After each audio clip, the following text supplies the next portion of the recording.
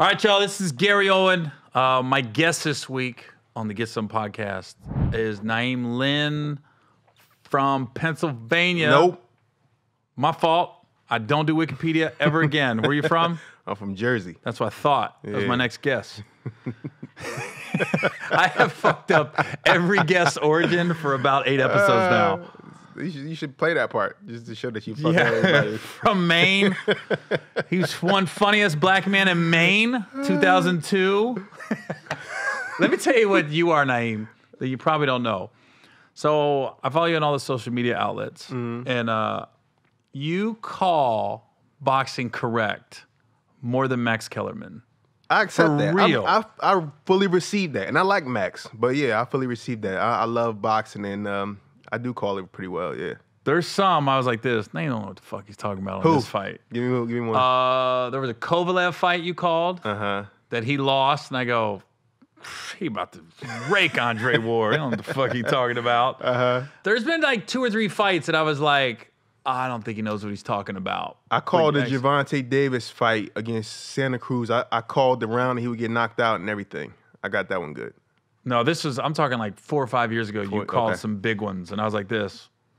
How'd he call that one? Who's your favorite boxer? It's hard not to root for Tyson Fury. He's a white guy, talks shit. I'm just being blunt. This is what I always say, Na'im. It's not like you root for white guys. I root for guys that shouldn't. They don't like they can fight. They shouldn't win. Based Not off even their fights. appearance. Like I root for Tiger Woods because he's a black guy in golf. I root for black hockey players. Okay. I root for like a black punter or a black kicker or a white cornerback or a white running back. Are there any white cornerbacks? No, that's just Jason Sehorn. But I'm saying, like, if it's a sport where you're not the majority. So you love Almost the underdog. McCaffrey. You love McCaffrey. Oh my God, it looks like my son. If I was with a white woman, he would be my little boy. McCaffrey's a beast, man. He's a beast. Yeah, but like Tyson Fury's one of my favorite. But here's the thing: I like Deontay Wilder too. Yeah. I like watching him fight because he's got that one hitter quitter. That's all he got. You said that's all he's got. That's all he got. But That's really all he needs. So I'm so big on boxing that I get the YouTube notifications from the boxing vlogs or whatever, right? So there's been shit going around that Tyson Fury was cheating, that he had loaded gloves, or they showed pictures. Right. Yeah. So you've seen it, yeah?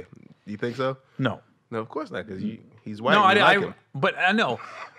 It had nothing to do with him being white. If you a dirty ass boxer, I don't like you. Like I didn't like. I fucking hate him so glad. The guy that beat Cotto, Margarito. Fucking hate him because he clearly cheated. And I was like this. I was so glad when he got just fucked up by everybody. Whipped his ass that second time. Oh, and well, Mosley did first. Mosley knocked him out. Yep. But I was like, that was cheating. I don't think Tyson Fury's cheating. I don't. They show the zoom in. You can see his knuckles through the laces. Like not even his knuckles. How he just got how does that happen when somebody's watch you get wrapped? So what they said is he kind of has the gloves kind of loose, so he pulls it, and then he hits you with an open hand to where there's no cushion. So he's hitting you like with this, right? So why is he knocking more people out? Well, he doesn't. That was the big thing. You got Wilder who took a beating from Ortiz before he knocked him out. He's never been down, I don't think. If he has, maybe once in his career. And then Tyson Fury, who's not a knockout puncher, comes and knock you down just knocking you silly all over the fucking ring. So you think he cheated? He said he was going to knock him out. Well, he's been right about everything. That's why I like him. I didn't think he was going to be Klitschko. He called it, said it's going to be easy work. Yeah. You know, and then he called the fight. Really, he called the fight before that. Yeah. He said, Deontay better beat me now. Because I'm only 2 fights out. Next fight, I'm cheating. No. Well, okay? This just turned into boxing after dark. Well, what's your take on Joshua? I think he don't want no work from either one of them. You know, I saw his fight last week, and he's like, I welcome anybody. Fuck that welcome shit. You want to unify. You should want Tyson Fury. That's one of the biggest fights in boxing. It's the biggest fight in the UK. That fight is going to do crazy numbers. So why are you saying I welcome? Fuck that. Call him out. I think Fury will whip that ass, and I think Wilder will knock him the fuck out. Joshua, he already showed that his chin or the back of his head at least is suspect. Because what's the little Mexican Ruiz? dude? Ruiz, yeah, he clobbered him upside the head and knocked him out. But I think Wilder will fuck him up. But do you think there was any validity in Joshua got knocked down in sparring, and he was like, he was Prior coming to the Ruiz fight? Yeah, and he was like, he should have. Honestly, he probably should have pulled out, but he didn't want to. He didn't want to, his U.S. debut mess it up. Right. But because I think there's some validity to that he was like, yo, it didn't take much to get him out that fight. Well, first you have to ask, why the fuck you getting knocked out in sparring? Yeah. Well, you got an overzealous sparring partner. You got on headgear and everything. You still getting, so that means your chin was suspect even prior to that. So yeah, you can say that. I heard Roy Jones got knocked out by a security guard before he got knocked out by Tarver. So once you mean like in a street fight? Like at a club, I heard a bouncer knocked him out. I don't know how true this is, but I heard that's what happened. Suck. And then after Tarver knocked him out, he had a bunch of devastating knockouts after that. Once they hit that button, it's over. It's like hypothermia. Yeah. Once you catch it, you're gonna catch it again and again and again. Yeah. Who do you want to see fight? I want to see Crawford and Spence. I was gonna say that's the fight. That's all I want to see. But Spence is acting like he don't want the fight. He's trying to say that the cut should be 70-30, which is ridiculous. It's ridiculous. Yeah. I think they should do 40-40, and then the winner gets 60. They don't do shit like that. How about that? Nobody, because the promoters aren't gonna let that happen. They're like, you're not messing with my money like that. Bob Arum is the worst, man. Dude, I saw Bob Arum at Jet Suite about right before COVID hits, like January. I was like, who is this homeless old motherfucker? When I say I had never seen what you could say mogul look so raggedy. Yeah. The way his shoes wasn't tied, the clothes didn't fit, and then he had a newspaper, like he was reading it and it was all wrinkled and shit. I go, get your fucking phone.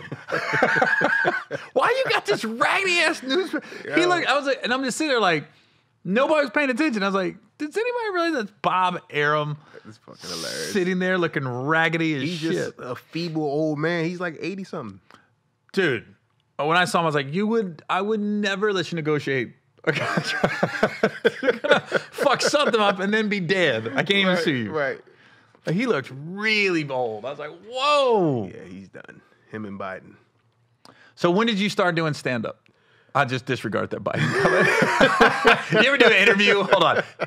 You ever do an interview and like the interviewer, like obviously you've done Morning Press and everything, and they're just so stuck to their script, they're not like comprehending your responses. Right. And I just did that to you. Yeah, him and Biden. So when did you start doing stand-up, Na'im? Yo, motherfucker, did you hear the Biden comment? Right. Not trying to lose my Republican fans. I'm just kidding. But to answer your question, I started doing stand-up. First time I was on stage was 98. I was 20. That's about the same time I was doing it. Was that at the Laugh House? No, the first time I got on stage was at my school. I went to Temple, and then I performed at the Laugh House the first time, like Thanksgiving of that year, with Teray. Teray hosted a Thursday night show there. Teray. Yeah. Teray got mad at me. Teray gets mad at everybody. He got really mad. Him and Charlie Mack both got mad at me at the same time. For what? When me and Michael Blackson had the fake beef, I got my wife to say the N-word. Right. I go, you guys realize it's a sketch, right? Like, that's not serious. That's a sketch. And people like, you gonna let her just say that word? I go, she's black. She's allowed to say it. I can't say it. A lot of people got mad at you about that. I didn't give a fuck. No, a few people got mad and they made a lot of noise. Well, a few people that you knew got mad, and then it went to social media, and then people jumped on the bandwagon. I like it. Yeah. I like it when you offend people on social media. Yeah, I do too. I know what I don't like when people misquote me. That's the shit that bothers me. There's the clickbait stuff, you mean? Just not even the clickbait. Just like if I say something and then they're like, "Oh, well, you did this," or "You said," and those are the comments that I tend to respond to. Like I like, okay, if this goes on YouTube, there may be something in there. I don't even look at the comments for the most part, but if I just happen to look at it and somebody says some shit that pisses me off. Like I remember somebody said something about me being jealous of Kevin, or I won his spot. And then I felt the need to respond to that because I don't. I don't want this. I might have said that. Just kidding. I was like this. What was the handle? Was that my Kevin Durant fake handle? My dummy account? That's funny as shit. But isn't it funny how you'll see 100 comments and they're complimentary? And then it's that one. Well, you know what I think it is? I think it's when they say they like you, they just be like, "Ha, you're a funny guy." When they don't like you, they write a fucking thesis. Right. And it catches your attention like, what? You know what I do? You know what I do? When somebody writes a negative comment, I look to see who liked their comment, and I block those people. I fucking block people that are following me because they liked somebody else's comment. How about that? I always say this, the people that are writing like negative stuff about me, I'm like this, if you haven't seen me live, your opinion isn't valid to me. What's the type of shit, what's the most common criticism that you get? The most I get is, we get it, your wife's black. Why is all your jokes black and white? And I'm like this. And I'll literally go back and I'll be like, well, let me see. The last 4 jokes I posted on social media did not bring up race at all. But what I know is happening is like, you know, my wife's black. I'll just say my wife, but a black woman pops in your head now. Right. So everybody knows my wife's black. So yeah, my wife did this. I go, here he is talking about his black wife. I go, I didn't say black. I just said my wife. But you, in your brain, you have a black woman. And I do a lot of racial humor. No different than Chappelle does also, and Chris Rock does also. But they're just the opposite end. But I get that more than anything lately is, God, do you do any other jokes than black, white? I go, yeah, you're not paying attention. You know what I mean? Even though there's always going to be some racial shit in my act. Right. It's almost like if you go see Trevor Noah and Bill Maher, you're expecting some political humor. Right. So I get that more than anything. Does it still bother you? Because I'm like, I'll put it this way. If you come at me like negative and blah, blah, blah, I'm like, but you've never seen me live? I'm like, I don't really care because honestly, you're probably never going to come see me. Right. But if you came to see a show, you paid your money and you DM me or make a comment, I'll respond to that because I want you to come back or I want to know. I had one guy, he got upset at some joke I said, and instead of attacking him, we actually had a good back and forth. And he literally was like, yeah, I just didn't agree with that, man, but you know I'm always going to support you. Every time you come to my city, I'm still coming. I was like this. Good, I'm glad I didn't say fuck off, motherfucker. Right. Listen, a lot of times people just want some attention. I've realized that people say fucked up things to you, and then once you respond, depending on how you respond, then before you know it, they like, oh man, yeah, I was just fucking with you. You know, I'm always gonna be a fan. Yeah. And it's like, but it's kind of how you respond though. I think the biggest shit I get now is just the radio stuff, because our show is getting pretty big, and it's called Straight from the Heart for a reason, because we really forget that we are on the microphone sometimes. And we share things and we talk about things that really bother us. Like Kevin and I, we get into heavy debates. He and I, we go at it more than anybody else on the show. And so that's what makes people say things like, oh, you want to beat him, or you're jealous of him. And I'm like, that's ridiculous. I would never want his level of success. Never. That shit it's too much. You have to be that kind of celebrity, you have to be built for it. You know, that's why you have people that get super famous and they fucking go crazy. Because they're not built for that shit. He's built for that. And I'm not, man. You know, I'm telling you, I'm not built for that level of fame. I'm at that stage right now, pre-COVID, before we had to wear masks. I was at that level in my career where you hear the loud whispers when you walk through the airport or something. Hey, ain't that They don't. A lot of people don't know my name, but they recognize me. Or I be in the mall and somebody's like, one person that know me and they're like, he a comedian, and then the other one don't. Hey, this motherfucker say you funny, man. Say some shit. Oh my God. You know, like that type of stuff. And that annoys the hell out of me. What I can deal with is when I know that, like, you know, I have a show now, so somebody's like, oh, that's the guy from such and such, or, you know, then I can just give a little wave. But it's the shit where you look familiar, where I know you from, that's the shit that bugs me. But that superstardom thing where, you know, people come up to you when you're eating dinner and people always recording you and all that. I don't want that. Man, I don't want can't go anywhere. That's what people ask me about Kevin too. Be like, what's Kevin like? I go, it's odd. Like, I've known him for 22 years. I go, so when you're in a setting like this or you're just one-on-one, it's the same as 2000. I go, it's when you leave and you go to Starbucks, you're like, oh, this is fucking weird. Yeah. That's when you're like this. When you're just one-on-one working with somebody, it's like this. I don't know. It's the same. One thing I say about him, and this will be the last thing, because I don't really feel like talking about his ass all day, but he's done a pretty good job of staying who he is. Now, it's just what your relationship is with him and what you think that is. Like, I can't say he's changed because he's always been an asshole. You know what I'm saying? You quick to say, oh, man, you different. He's like, no, I've always been a fucking asshole. I've always done shit like this. He's like, oh, yeah, you're right. Actually, you're better now. My fault. You know, so that's one thing about me. Nobody can say that I'm chill. If you say I'm an asshole, it's like you got to look back like, yeah, I've always been an asshole. Yeah, that's a fact. Yeah. Yeah, you tried to give me a guilt trip to come on the podcast. Well, see what happened. I reached out to you and you said, "Oh yeah, let me let you know," and you never got back to me. And then you put it on me and said, "I never got back to you." But if you look at the text thread, you actually never got back to me. All right, I'm gonna look it up right fucking now, Na'im. Go ahead and pump some tour dates while I look up this text message. Where you coming up next, Na'im? It's gonna be real quick. I got Philadelphia in March. That's it. Wow. My Twitter fingers aren't that fat. Why can I not find your freaking number?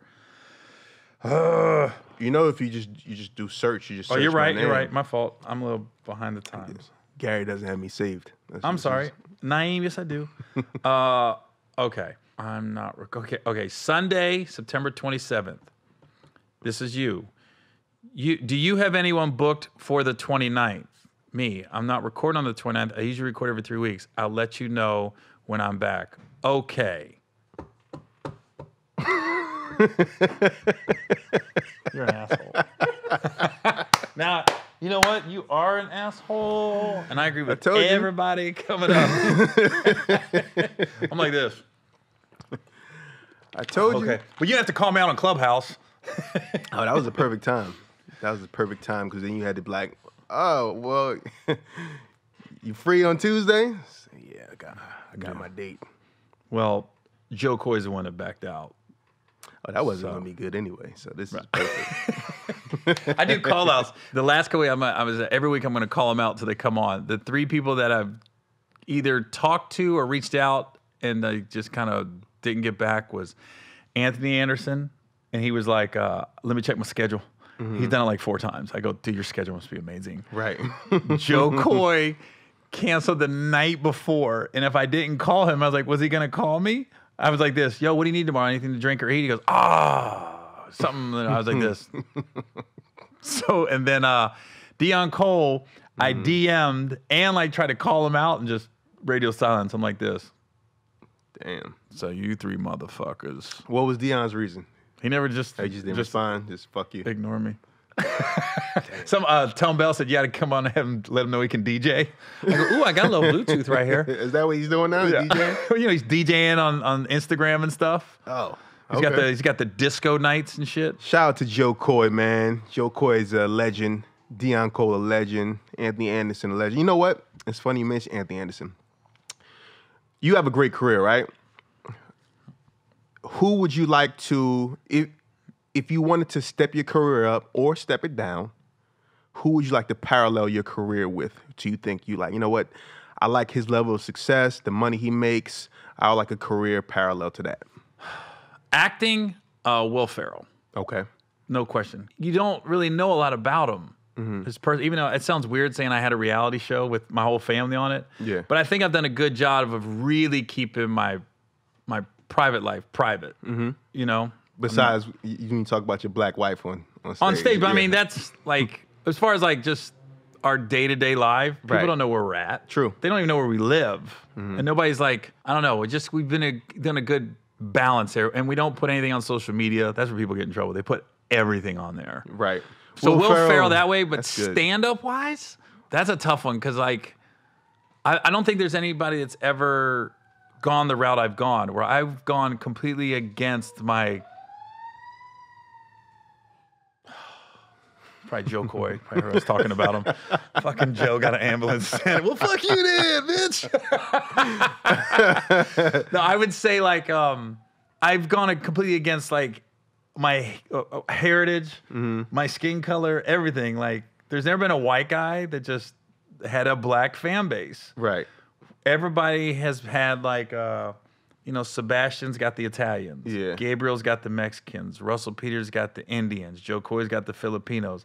They all got their core group. Right. When you get the level of like Rock, Chappelle, Kev, that's It's everything. It's just everybody. But I don't think there's ever been a stand-up I could really compare that like, and it wasn't like on purpose. I just want to get on TV, and BET gave me the first chance. Right. What's the first time you got on TV? Was it Comic View? Yep, 2000. Yep. So who was the host that year? Ricky Smiley. Oh, there was a Ricky. Was that in L.A. or Atlanta? It was in Atlanta. Then 2001 was Bruce. That was in New Orleans. Yeah. Oh. Yep. I got a great New Orleans Bruce that year. Yeah. Oh, I fucked BT over that year. What happened? They fucked me over. So you didn't do a special, you just did a spot. I just did a spot, yeah. Was that your first? That was your second TV appearance then? Yeah, 2000, and I also did Apollo in 2001. So yeah, those are my first three. Amateur night? They had this shit called not TK. Was it TKO? I think I remember hearing some of it. It was this thing where two comics would battle. Oh yeah. It wasn't necessarily amateur night, but you could get booed if you were doing bad. But it was like Rudy Rush was the host, and I went against Smokey. And Smokey was bringing it on that type of show. He was. That was when he was like super hot too. Yeah, he kicked my ass. I did this joke. I said, how many people in here got AIDS by a round of applause? and they booed the shit out of me. Off that? Man, that's not funny. You know, when you're doing bad, you can hear everybody in the audience talking. And was that the year that guy Redbone got booed too? That was one of the worst boos I've ever seen on TV. Oh my God, was that Apollo or that was the Apollo? I heard about that. I didn't get booed off the stage. They laughed at me, but they were like, "Yo, this dude is tripping." You know, this is 2001 in Harlem. You know, it might have been people in there with AIDS. You know, or they knew somebody. Right. My uncle got it. Ain't no cure for that shit. Right. So, but I heard about Redbone. I think he had the joke where he put the flashlight on his ass. Yeah. Or something. Oh my God! I can't believe they aired it. I was like, it was brutal. I remember watching it going, because we all like it's a car wreck. You can't turn off when somebody's getting booed, but at the same time, you put yourself in their shoes. Like, kind of like when Doug Williams and the Jamie Foxx thing. Yeah. Like I was sweating when Jamie Foxx says, "Were you there?" No. Okay. I'm saying when he was like, "It's getting hot in here," right. And I go, "Oh yeah, it's real hot." I'm watching it going, "Oh, I hate to be Doug right now." Fuck. You know, Will Savant said that he had a bad set at the Apollo and he pulled his ass out so they couldn't air it. he pulled his ass out. Whip your dick out. Air that bitch. Oh shit! That's actually brilliant. That's just fucking genius. That's so genius. Brilliant. That's what Redbone should have did. Right. He should have put. That was one of the. You never saw that? That was Comedy TKO, though. I heard about it. I never saw it, but I heard about it. Man. He just went in like, he did the same set he did on Comic View. Right. And that's a different crowd. Because you know what fucked him over? I'll never forget it. He goes, "What's up, Apollo?" And he said that, like something like, I don't even like white people till it's time to get a job. And like, when he said, "I don't even like white people," he goes, "Don't be looking at me because I'm white." You saw the whole crowd go, "What? We never said we didn't like white people." Like the whole crowd looking around like, when did anybody enter say they didn't like white people? Yeah. Don't be looking at me. I don't even like white people till it's time to get a job. And he just went, "Fuck it, I'm going for the closer." He said, "Fuck the other 4 minutes." It was too late, man. I was like, "Oh fuck, man." What happened to him? Does he still perform? I'm sure. I don't know. Change his name. No, he was still out there for a while. I haven't seen or heard of him in years until you said that. Well, let me tell you something. You say something about something on the podcast, I don't care if 100 views or people find out. I'm sure. I guarantee he'll reach out. I guarantee. I said something about a promoter that ripped me off and said his name. Fucker reached out. What'd he say? All threatening. Like he reached out. He ripped you off. Right. He called somebody else to get to me. And the guy called me and was like, yo, why did this dude just reach out? And I go, you're fucking shitting me off the podcast? Wow. Never deny rip me off, though. Just say, hey, man. I'm going to rip you off again, motherfucker. Well, the guy's got to be pushing 60 now. Because I was like early 20s and he was already in his 30s and 40s back then. Okay. You talking about Nate? No. Who's Nate? Nate, our road manager. You don't know Nate? Oh, no. Nate was ripping people off? Oh, I didn't know that. Who was with Nate with before? Arnez J. Yeah, that's right. Arnez used to fire Nate every week. Yeah. Shout out to Nate Smith, man. Love And that Nate's guy. son. Yeah, Maurice. He works with Corey Now? Holcomb. Well, his son was doing rent-a-cars or something in Charlotte. I don't know what he was doing before, but Well, he told me like, yo, Gary, you need to rent a car. Let me know next time you come to Charlotte because I was there. And then we called and his rates were fucking awful. Really? I was like, I'll go through Avis. Well, Nate has like 20 kids, so we might not be talking about the same. Oh, no, son. this was like little Nate. Oh, Nate be getting it in, huh? Nate got like 7 kids with 10 baby moms. Damn. I didn't know all that. Nate was one of them. Nate got like he has like a 7-year-old, I think. Holy fuck. This is grandpa. Yep. He was like this, Nate, you're not going to see the kid grow up. Right. You can't throw your son up. Let me put it this way. You're never going to meet his grandkids. Ever. I'll just put it to you that way. Nate is how old is Nate? Nate is in his 50s. He's probably like You got a 7-year-old. I think the kid is somewhere between 6 and 7 because I think he had him right before I had my daughter. My daughter's 5. But yeah, Nate, oh my God. Nate got a bunch of stories for you too, man. None of them sound believable. None of them? No. I know a lot of people like that. Me too. You'd be looking at their stories like, I don't believe it. What's funny to me is when people talk about their athletic exploits. I was like, we can look that up, right? Right. Like, everything's on the internet. You remember when Jalen Rose got skipped? What did he do? I don't remember that. Oh, man. Skip said he did something? Skip, yes. Well, Skip, he's a journalist, on-air personality. He talks shit about other athletes all the time. And him and Jalen Rose had gotten into some debate one time. And Jalen found Skip's college stats. College? At least he went to college and played sports. It might have been high school, whatever it was, because Skip will say that he was a decent player. His stats was like 1.2 points. Skip was so mad. He was so Jalen had to apologize. It was what? Because the You way talk shit about all the athletes. exactly. I didn't feel like he needed to apologize, but Skip was really offended. He was really offended. You can't be sensitive. How you a journalist? It's almost like comedians. Well, we're definitely sensitive though. We're sensitive, but we shouldn't be offended by a joke or a sketch. We should be offensive proof. If you are famous and somebody's doing a bit on you or a sketch about you or impersonating you, then no, you shouldn't be. You shouldn't be. But But even happens. topics. There's, to me, I'm thinking of some comics that have like said shit about me over a joke or something, like the Teray thing and Charlie Mack thing. I'm like this. That's a sketch. Has anybody said anything about you on stage? And no, on podcasts and stuff, but never like. Right. As far as I know, nobody's gone to the stage and talked shit about me. No, like that. And then there was some guy, James Davis. Does that sound right? Yeah, I know James. What about He him? got mad at me about something. I don't know what. But I was like, I shot him a DM. I said, hey, man, reach out if you want to talk about it. He didn't respond.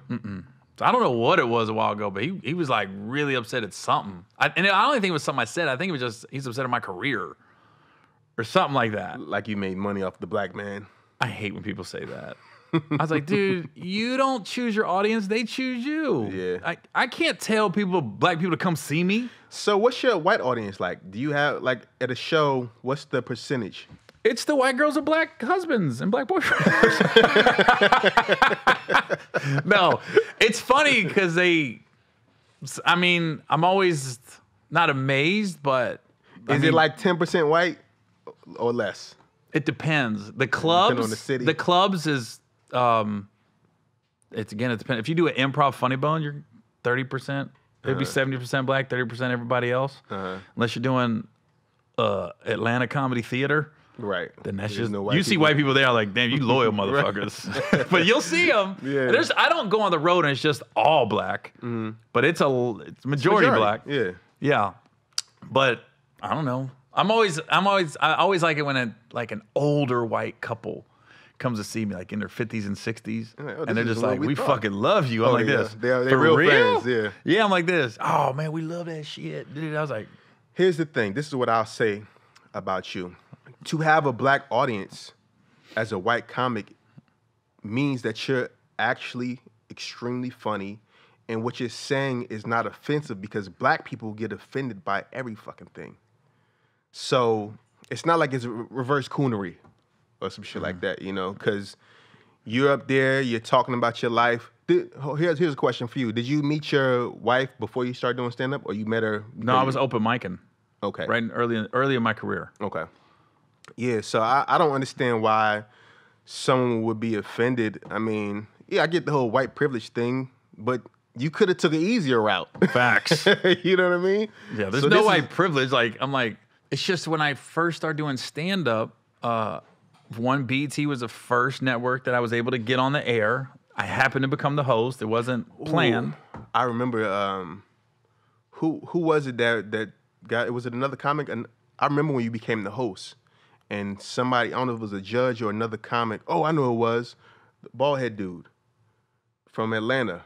He was up for the job? No, I think he was they just felt some type of way because this is black entertainment TV and you as a white man became the host of the black show. The guy he used to date, Lonnie Love. Oh, Al Toomer. Al Toomer. And so I remember you were like, I'm sorry for what my people did or some shit like that. Yeah, that was all sketch. Again, a sketch. So that was planned? Yeah, completely planned. Really? Yeah. Even for him to say that? He told me he was going to say it before he went on stage. Okay. He said, just be ready. And then I was like, all right. And then I said, yeah, I'll apologize. You know what I mean? Mm-hmm. And that's what I said. I said, I don't know if I had anything to do with it, but I apologize for my people. You know what I mean? So you don't think he meant it? It was really just a... I think there was some... Because he's kind of political. He's kind of Yeah, I think he meant it, but I also think it was an opportunity for...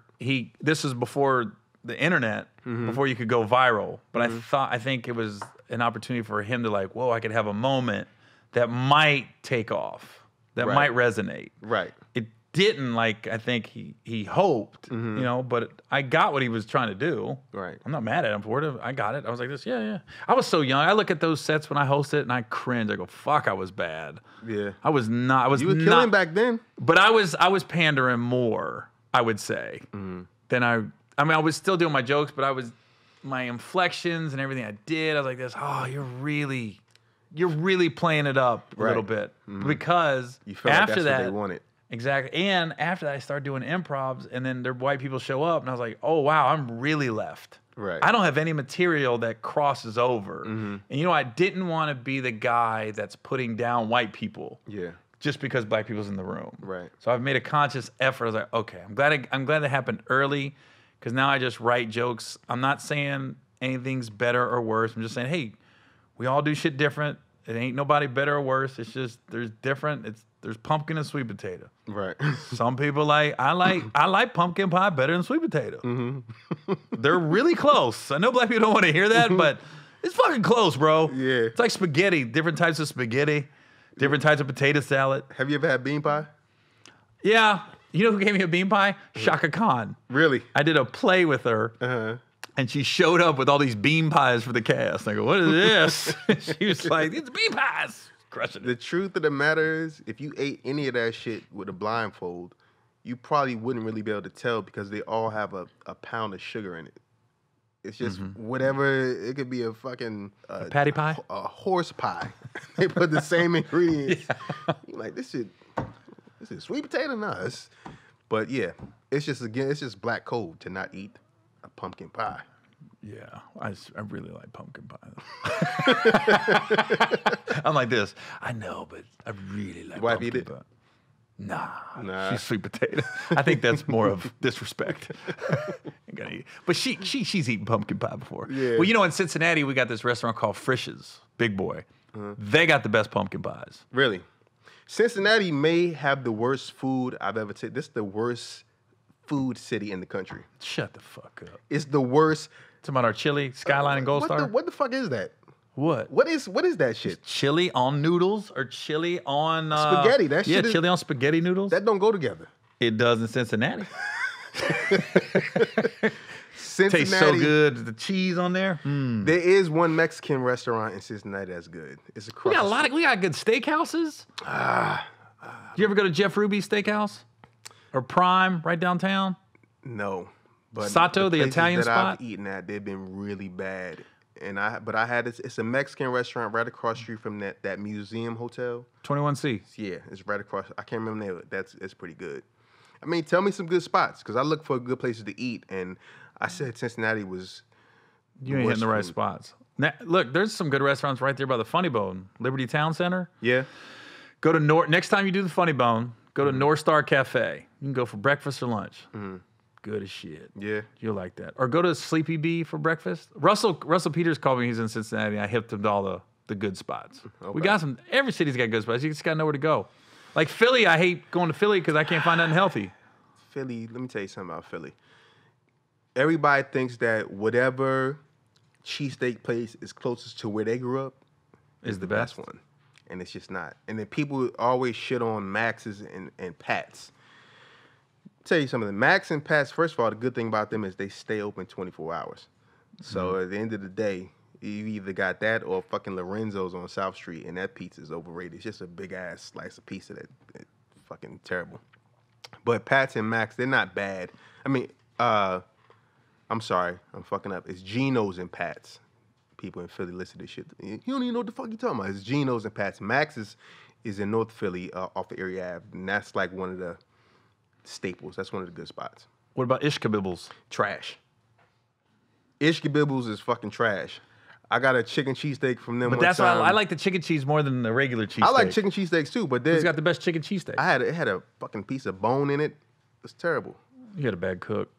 You had a bad chef that day. A lot of places, see, the thing is they have the meat on the grill all day, and then when you order something, they just slide a roll of like it's cocaine. Yeah. The best chicken place.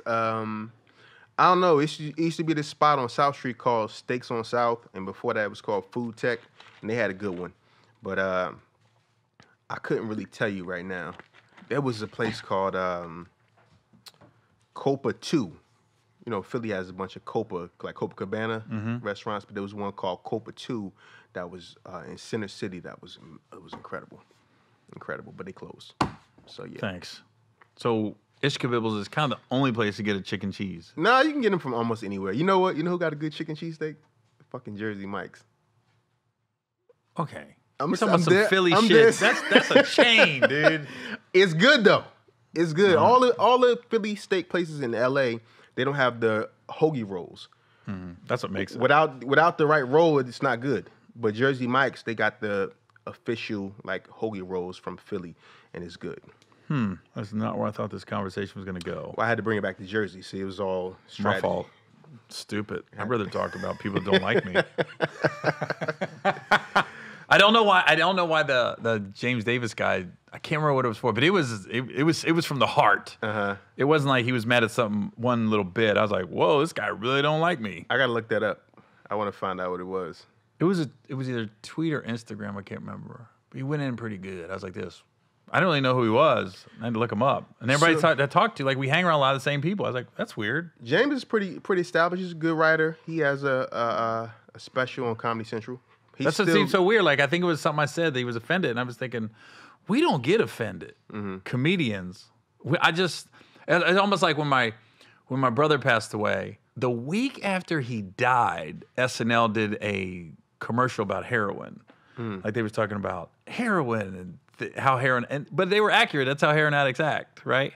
And people were like hitting me up like, are you gonna start a boycott against SNL? I go, for what? And they were sending me the sketch because he died of a heroin overdose. And I go, no, I go, that's he was a million heroin addicts. Exactly. I was like, they didn't write that and air it saying Gary's brother just died. I was like this, and it was fucking accurate. Right. I was like, that's how they act. They do steal. Right. I was like this.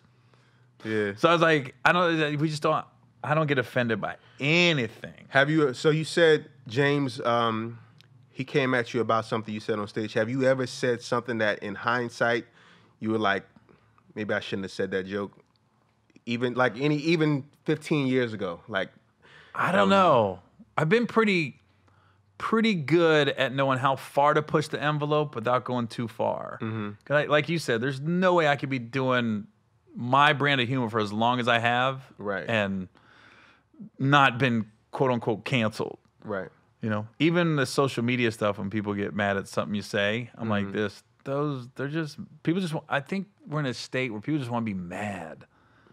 Now, do you find this true with stand-up, when people be like, with the cancel culture we got now and millennials getting upset with everything? I find when I'm on the road, it's still anything goes inside a comedy club. I'm like this. They wanted to make the uncomfortable brought up. Whereas social media, they want to get mad at everything. But I'm like, stand-up wise, I can still kind of say whatever I want. Yeah, but I have noticed a difference of reactions to certain things that I may say, or, you know, things like still the LGBT jokes or whatever. And nothing I ever say is an attack. But if I talk about anything like that, or even if I talk about fat people, sometimes, like I have a joke about some fat joke shit, like in the beginning of my set, and I've seen me lose the crowd for a couple minutes, and this is the fucking beginning of it. But the joke is so funny to me, I just don't care. I just do the shit. This is when you're doing clubs, or you're doing arenas? Clubs. Oh, just clubs. In clubs. I mean, arenas, it's just, that's too easy. It's the clubs that are more difficult at this point in my career, because you have to actually connect with the audience. When you do an arena, you know, you just kind of into space. They got the jumbotron, the big ass screen above you, and I live off of facial expressions, so all of that shit is just a plus for me. So it's the comedy clubs. I mean, I'm still gonna say whatever I want to say, because I feel like nothing I say on stage is gonna get me canceled. You know what I'm saying? But I do notice the difference in reaction since that cancel culture, and since, you know, you can't say certain things. But I don't give a fuck. See, because you've always been kind of dark. Your stand-up, you know what I mean? Yeah. I wouldn't go see Na'im without, like I said, there's expectations. Like, oh, he's going to say some shit to almost get the reaction. It's not even for the laugh. Sometimes I feel like you're going for the... shock factor. Oh. Right. That's a little dark. Yeah.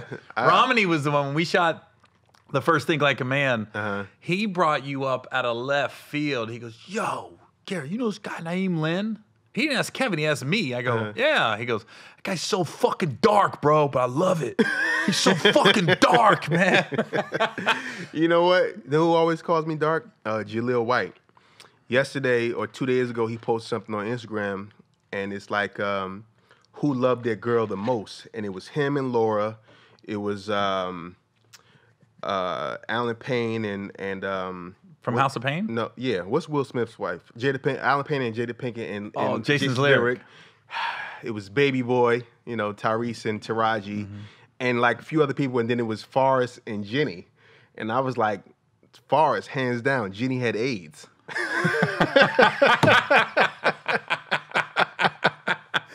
Ride or die. Right. Literally. Right. And he's like, oh, you so fucking dark. I'm like, but he did. She had AIDS. Who wasn't confirmed? It was AIDS. Because there are people in the comments like, it was hepatitis C. No, it was AIDS, because the writer, I think his name was Eric something, he said in 2001, he was supposed to have he said 9/11 is what made him not do part 2, because he was meeting with somebody to talk about the script that he had written. And in the script that he wrote, young Forrest, the son, had AIDS. His mom had passed it along to him, and he was like... So Haley Joel Osment. Right. That's a lie, because he's heavy. Right. I'm like this. They had to recast that role. Right. Right. That's funny as shit. But yeah, it was AIDS. Full-blown AIDS. Because I remember watching Forrest Gump thinking, it's AIDS, but then it never got confirmed. It was implied everywhere, but it never got like... Easy-E AIDS. It was full-blown. She died right after. But he never got it. Forrest never got it, as far as we know. Because Forrest got her pregnant, and then she left after they had sex. Mm-hmm. Remember? Because he came like in 2 seconds. Yeah. Then she left, and then she came back when she saw sick. him. Yeah, she didn't get it from him. She got it from the needles or something. But I thought she was starting to clean herself up by the time. Yeah, I figured she would have got it cleans before. themselves up after AIDS. Yeah, but I figured before she fucked Forrest, that's when she was wildin'. No, that's why she left him, because the drugs was calling her. You gotta watch the movie again. Clearly, I missed all that. I was like this. The drug, that's why she left him? Yep. I just thought she wanted to be with somebody slow. Like, this guy's amazing, but he's coming so fast and he's doing all this weird shit. Yo, that is one of the best movies ever written. That was the best year of movies, I think. What was that, 92? 5? 90, what was that? That was Pulp Fiction, Shawshank Redemption, Forrest Gump. It's one of the best years of just iconic film.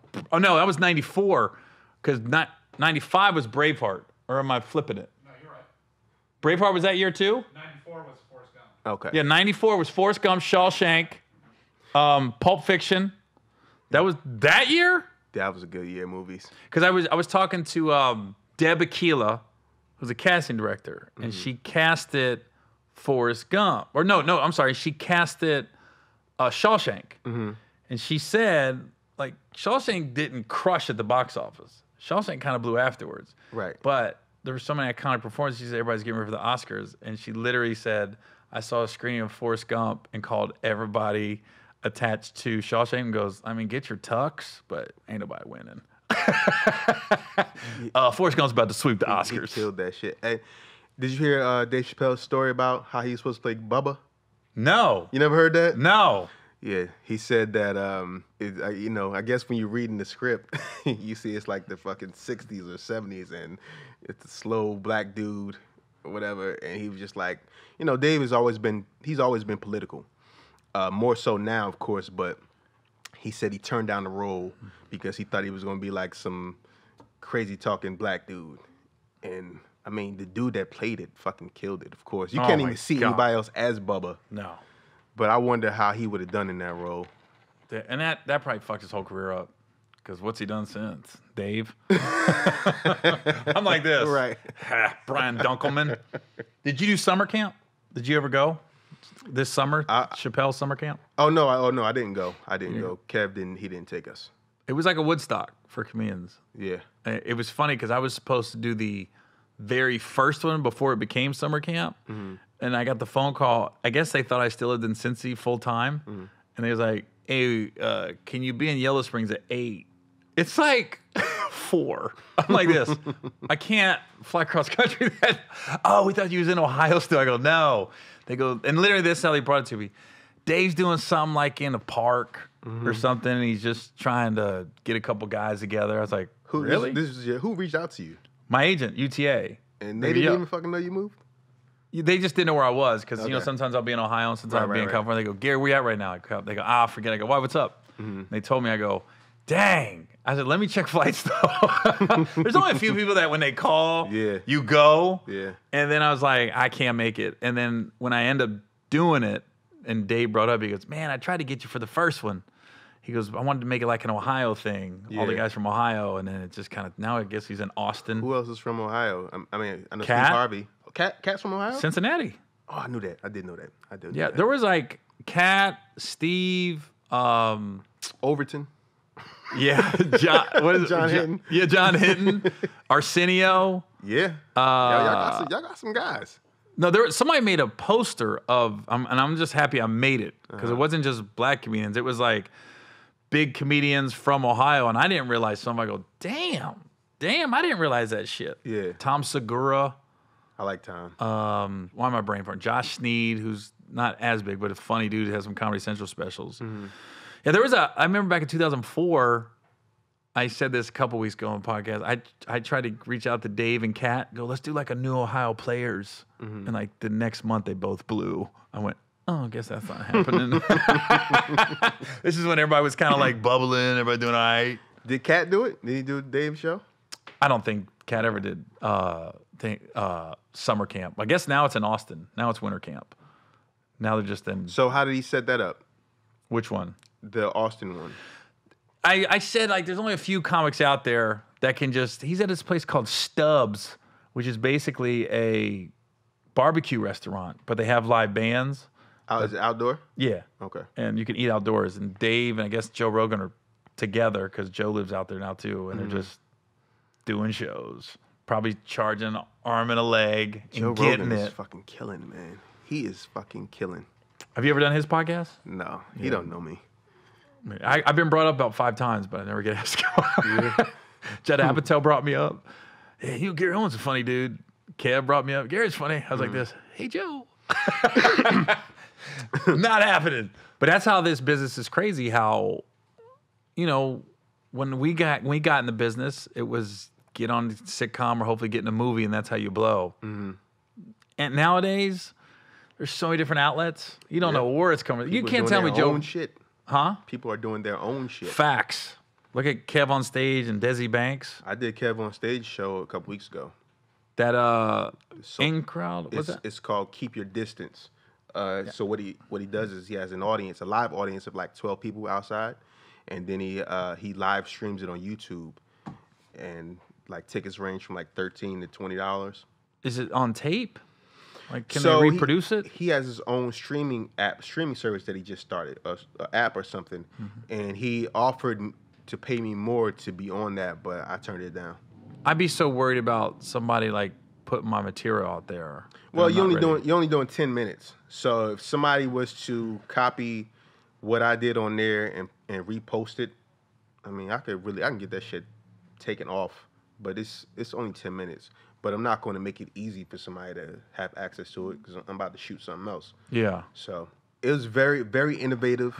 I know I don't know how many tickets he sold on my show, but somebody sent me a screenshot that was watching it, and at that specific time when I was on stage, there was 5,600 people watching. Wow. And I know on the show before mine, I know at one point he had 10,000 people watching. That's crazy. So he's making like buku bucks doing this shit once a month, man. Well, I had him on the podcast. I had Tony Baker on because I knew Tony. So I knew Tony was running with Tahir and Kev, and I was like, can you give me his number, see if he wants to come on? So he came on. That's one of my most viewed and watched podcasts was me and Kev, and I did most of the talking because like he was asking me questions, right? And I was like, I give long answers. And some of his fans was like, yo, I came to see you interview Kev. He's interviewing you. I go, dude, it's a podcast. Yeah. But I did talk a lot that podcast. I said, I got to have Kevin back when I'm not talking so much. Yeah. Kev is, he's self-made, man. He really pushed the social media thing, and he's killing right now. I'm proud of him. Were you ever one of those guys like, because we started about the same time where, when podcasts first started, I was like, I ain't doing no podcast, man. And then, you get those social media comics that are starting to do stand-up dates in the clubs. Yeah. I've always felt like I just want to figure out when other people are doing successful shit, I just try to be like a fly on the wall and be like, what'd they do?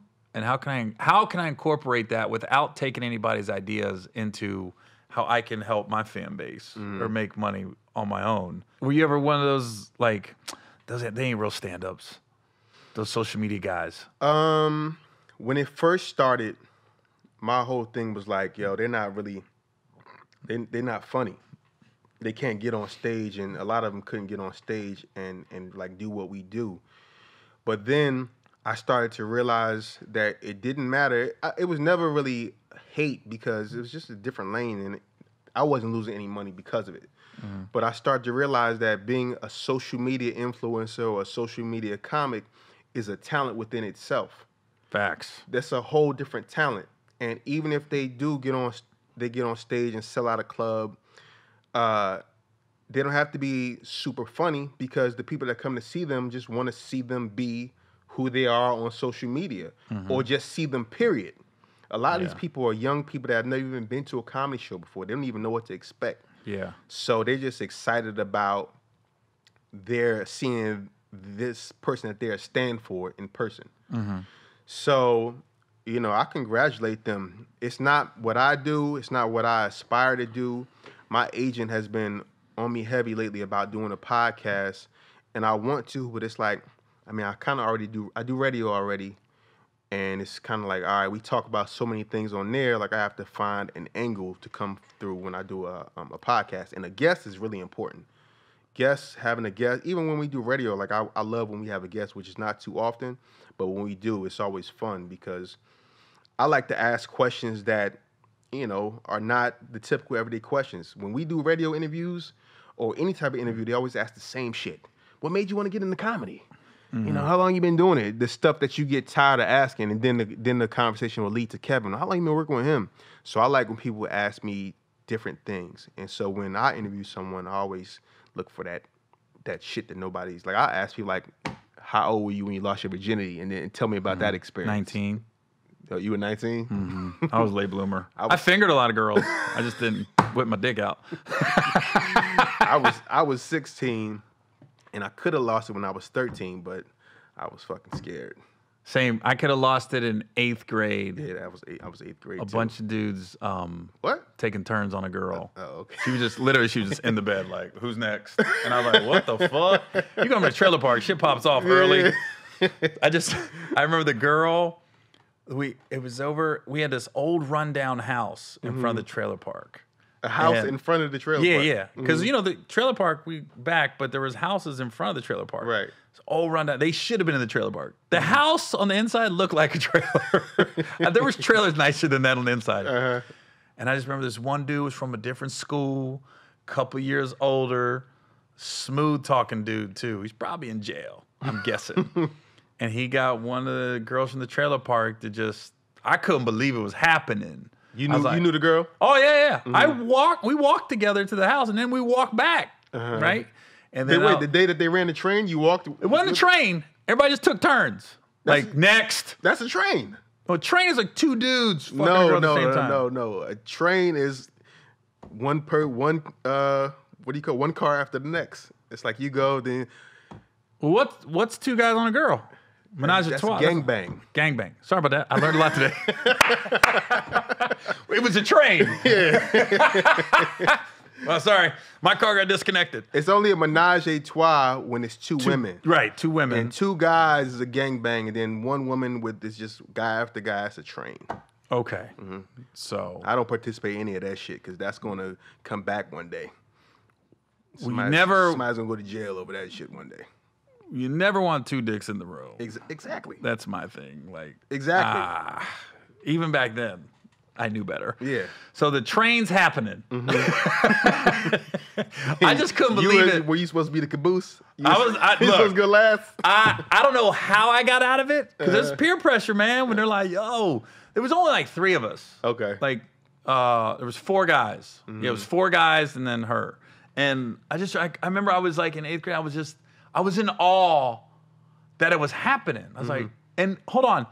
It wasn't like there was anything like, there was no panting. There was no moaning.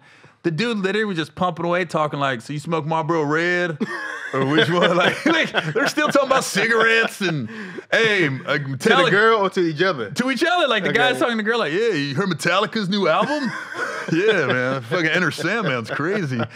And she just answered. I'm like, and then he got done. Then the next guy went in and I go, what the fuck is that? And then they go, hey, Gary. I was like, I gotta go. I gotta be home for dinner or something. And then I remember she was like, yeah, I gotta go too. I was like, all right. And then we just walked back Like nothing happened. I was like, and looking back, I go, you literally just had 3 dicks on you. But it was like a dirty bed. It wasn't made. There was like clothes in the corner. It was a disgusting house. When you lose your virginity, it kind of got to be planned. You can't just like be out and like, oh shit, it's pussy time. Like you can't losing your virginity. Yeah. You want to explain yours? I'll explain mine. Oh yeah, with mine, 16, right? I was 16, and I actually had an opportunity to, from 13 to 16, at once a year, but I just couldn't. Christmas? It was I was just like, it was with girls I knew were experienced. And in my younger years, before, all the way till I started doing stand-up, I was like afraid of getting like a bad rap about anything. Like I used to call them a BDR, a bad dick report. You know, so I never wanted somebody to say like, oh, he didn't know what he was doing, because I just couldn't handle embarrassment at that age. So, but when I was 16, at this time, I'm like, man, the next piece of pussy that come out, you humping everything by that time, you ain't had none. So I'm like, all right, I'm at the park playing ball, and I see this girl, she had a nice 15-year-old body, for me at my age looking at it, not now. You got to specify that shit.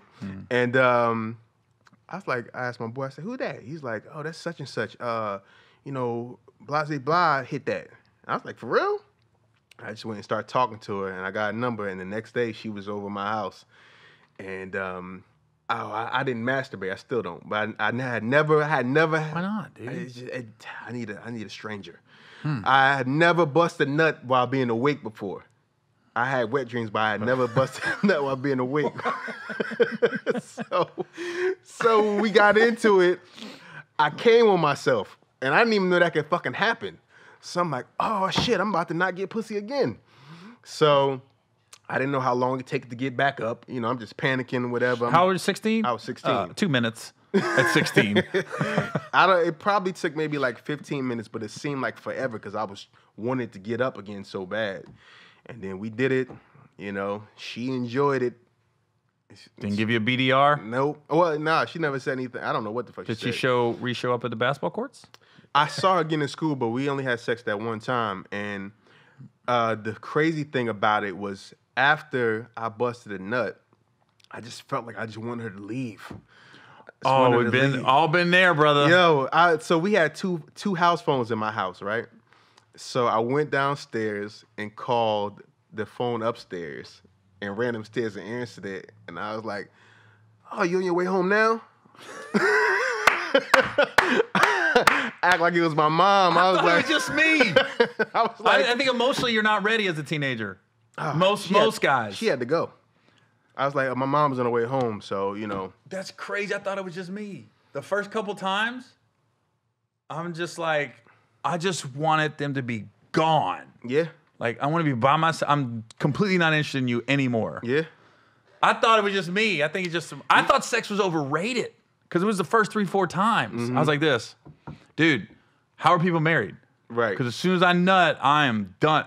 I told one girl I had a dentist appointment, and it was like 3:30 in the morning. I was like this. I got a dentist appointment. She's like this. What? I go, yeah, it's 6 a.m. So I got to get going to the dentist. I think she knew. But that feeling right after, I mean, it kind of sticks with you. It's not just it sticks with you through life. It's just that when you're in a relationship with somebody, you're just like, you can stay. Yeah. Isn't that weird? Do you remember the first girl that you was like, yo, I want you to stay? It was probably the first real girlfriend that I had. Like, I had girlfriends, but the first one where, it was like, yo, I'm now having sex often. And that wasn't until I was like 21. That was the first, I had a couple girls in college, but the first real girlfriend, and that's when I got that feeling. And then I remember a few years later, when I was single, where I was trying to do my thing, and then I had a girl that I thought I would want to be going after, and then she just was so cool. Those are the best when they catch you off guard. Like, you know what? I kind of like this motherfucker. Yeah. Mm-hmm. Mm-hmm. Well, you're 16 years old, nutted on yourself, ready for her to leave, go downstairs, make a phone call. Right. Let me see. I was 19, and I was in the Navy.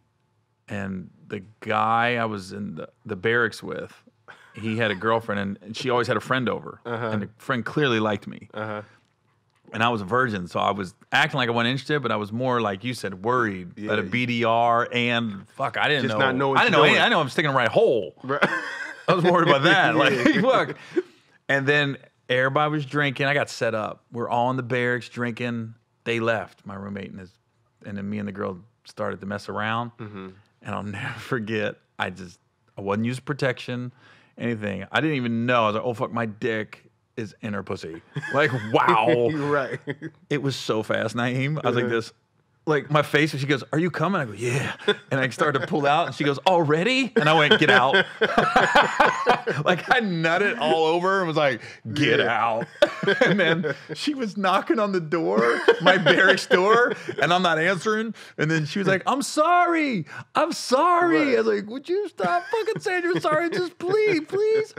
Why did this girl? She ended up dating. When you brought girls back to the barracks in DC, it was like wild. It was like wild lions on a wildebeest. Just I can imagine. So Yeah. all these teenagers, boys that are all 6'1", all in good shape, 6'1" or above, just big husky dudes. They saw her in the hallway. One of them snatched her up. They were dating. While she was knocking on the door? Yeah. What's up? What's going on? All of a sudden, she was dating the guy. I was like, wow, she moved quick. Right. Moved on. But she would always, every time I'd see her, because my roommate was still dating her friend, so I'd still see her around, and then she'd always apologize. She never gave me BDR. I gave her that. She just went, sorry, I didn't mean to hurt your feelings. Oh, so she was apologizing for saying already. Yeah. Yeah. But she had every right. Yeah. But I didn't want to be like, this is my first time. You know what? The person I lost my virginity to, she doesn't know that till this day, she does not know that she took my virginity. Oh, you want to give her a shout out? No? Hey, Cheryl! She has no idea, and your girl doesn't know either. No, but I'm sure she's got 8 kids. She got around them barracks. I didn't realize the girls had a name. Because I was in the honor guard in DC, so there was what's that? Presidential honor guard. We did like the funerals and parades. Oh, okay. I did like Clinton's inauguration. You ever see the guys that are spinning the rifles? Yeah, white gloves and all that shit. So I was one of those guys. There was girls that were just, you had to have security badge to get on the base, but there was girls that would just kind of get. They dated and slept with a lot of guard guys. Right. We had our own groupies, so to speak. Yeah. Like, I don't know where these girls came from, but it was not uncommon to see a girl in a different barracks room. Like, oh, you're dating him now. Oh, you're with him now. It was just crazy. She ended up being one of those girls. I was like this. Literally, there was 3 boyfriends in the 2 years I was there. I was like, oh, I guess I was the first. You were in the Navy for 2 years? Huh? You were in the Navy for 6. Or you were in DC for 2 years? DC for 2 years, and I didn't realize how much I enjoyed that city till I left. DC? But you gotta realize I like it was. DC. I didn't have a lot of money then. The military guys hang out at certain military bars, and you just didn't realize it. And then you come back as a comedian. I was like, oh, this city's one of my favorites. Yeah. DC's just dope. Did you ever think you would date a black woman? I always knew. Yeah. That's all I liked. Was this girl you talking about black? Mixed. Okay. Yeah. But didn't act mixed. Act white as shit. But yeah, I always knew. Always liked black girls. Didn't grow up around black girls, but always liked them. You just watching them on TV, like, I'm gonna get me one of them. You don't even know. You don't even know. Who was your childhood crush? Probably Janet from Different Strokes. Janet Jackson. Yeah. And she was dating Willis. And Tootie. Charlene. That was her name. Charlene. Damn, I took it back. Obviously, Thelma was that. Good Times was off the air, but they was on like at 3 o'clock in the afternoon when I got home from school. Yeah. So, and same with Facts of Life. So between Tootie and Thelma, that was the interest. Right. And then same with Different Strokes. They was on during the day. But I think my number one, if I was like, would be Pam Grier in the 70s. Her body was and just natural. Oh, if I could go back in time and just, you can be with one woman, fantasy, Pam Grier in the 70s. Did you ever hear, and I have no idea how true this story is, but I heard something about Richard Pryor putting cocaine on his dick and fucked her? I heard. You heard about that? Yeah, I heard that story too. Dude, Richard was doing some Richard wild was shit. fucking nuts. He was doing some wild shit. Yeah. I've never been that wild. You know what? I don't think I've ever wanted to be that wild. Me neither. I've never done any drugs. I've never done shit. I took an edible one time. Never smoked weed? I never smoked a cigarette. I've never smoked a cigarette. I've smoked weed a few times. That's it. Nothing else. Nothing else crazy. Never did cocaine. You know what kept me from doing cocaine? Len Bias. Len Bias kept you from doing cocaine? Because him passing away and I was like in elementary school when that happened, it scared me. Like they made it sound like he never did cocaine and did a line and died. Yeah. And I was like, I'll never do cocaine. To this day, that's what I think about. That's why I've never been offered it a million times. Never. So I'm like, I always think, I don't want to have a reaction. Right. I don't like to be out of control. Yeah. Like people say, hey, take some mushrooms. I'm like, what's it do? And you just feel like you're in the clouds floating. I go, I don't want to feel like that. That hallucinogen shit Scares the shit out of me. all of that stuff scares me. I did an edible one time. I was high for 30 fucking hours. Jesus Christ. I was high for 30 hours. How potent was that edible? It was a brownie. And now I've seen all of the movies and they're like, well, how much did you eat? You know? So I already knew not to eat too much. I ate a quarter of a brownie. The brownie, it wasn't even that fucking big. I ate a quarter of the brownie. Fell asleep. And I didn't feel anything. So I fell asleep and I woke up and I went to the bathroom. And I was like, oh shit. Felt like I was shrinking. I was looking in the mirror. You've been high before, so you smoke weed. So you know the difference between being high and drunk is that, well, for me anyway, when I'm drunk, I'm like, I'm fucked up. I may not remember a couple things. I know when I'm going to be sober. With the weed, I just didn't know when it was going to end. I was like, when the fuck does this shit end? I laid down. I could barely sleep. I was high all night. The next day, I was still high. I threw the shit up, and I still was fucking high. I was like, I'm never doing that again. Never. You got me beat. I've never been that high. It was horrible. I've been drunk as fuck before. I didn't start drinking until I was 27.